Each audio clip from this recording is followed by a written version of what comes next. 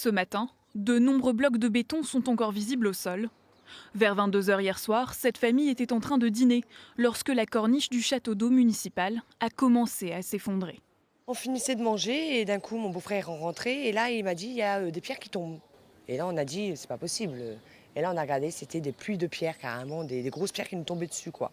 J'ai appelé les pompiers tout de suite pour que ça soit alerté et là, 20 minutes après, tout s'est effondré. Les habitants ont été évacués quelques heures mais ont pu passer la nuit chez eux. Il n'y a aucun blessé. Une voiture a été détruite. Un périmètre de sécurité est en place pour plusieurs semaines au moins.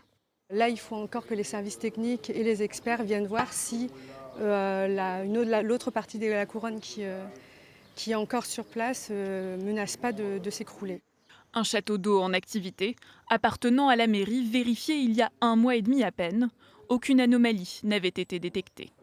On pense que les nombreuses averses récentes et l'excès de pluie sur le dernier mois a contribué effectivement à fragiliser davantage les fissures qui devaient être existantes sur la couronne autour du château d'eau. Donc effectivement, nous on fait ce contrôle une fois par an, hein, puisque c'est nous-mêmes qui assurons ce contrôle.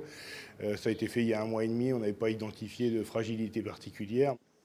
Le bâtiment va devoir être réhabilité.